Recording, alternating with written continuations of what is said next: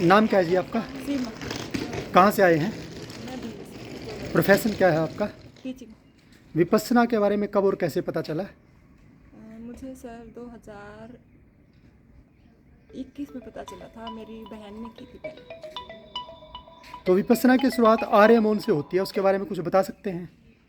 आर्य मौन का मतलब ये है कि हम मन से, शरीर से और तन से भी बिल्कुल शांत हो जाएं।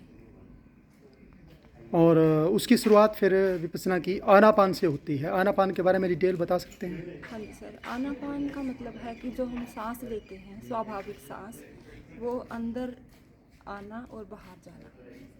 और ये कोई एक प्रक्रिया नहीं है, मतलब योगाभ्यास नहीं है, ये एक सांस को स्वाभाविक रूप से देखना और उसको उसी तरीके से ही लेना और छोड़ना। तो इसका विपස්සना में क्या रोल है, आनापान का? विपස්සना में इसका बहुत बड़ा रोल है।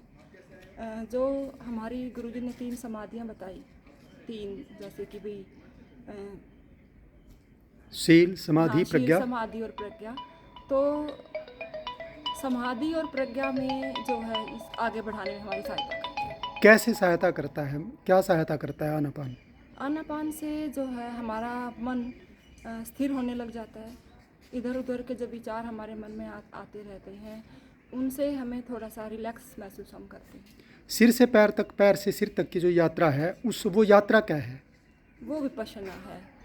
मतलब कि हम अपने आप को कैसे देखें, अपने आप को देखना, अपने मन के अंदर झांक करके कि हमारे शरीर में क्या क्या प्रक्रियाएं होती रहती हैं स्वाभाविक रूप से, जो हम वैसे नहीं देख पाते हैं।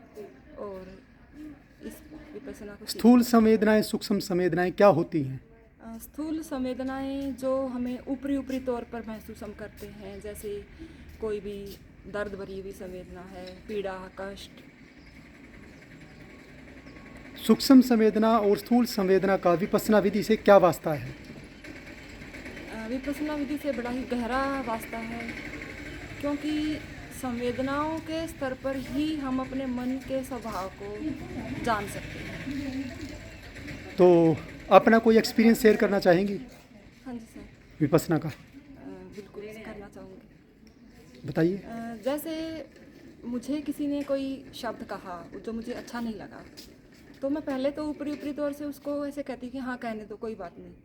लेकिन बाद में भी मुझे वो परेशान करता था। किसी ने मुझे मान लीजिए गाली ही दी है, जैसे मैंने भी विपश्यना की है, तो वो वही गाली के शब्द मेरे मन में फिर से आए। तो मैंने अंदर से महसूस किया कि मेरे अंदर से किस तरह की प्रतिक्रिया हो रही है।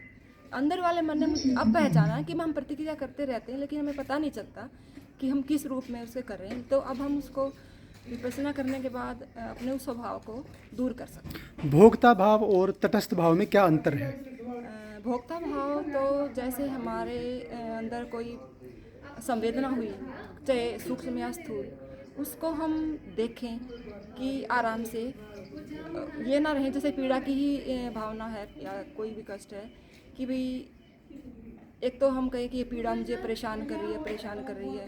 एक हम उसको सहज भाव से देखें कि भाई हाँ, ये तो हो रही है, थोड़ी देर बाद मिट जाएगी। इस भाव से हम देखें कि ये परमानेंट रहने वाली नहीं है, ये अनित्य है। अनित्य भाव क्या होता है?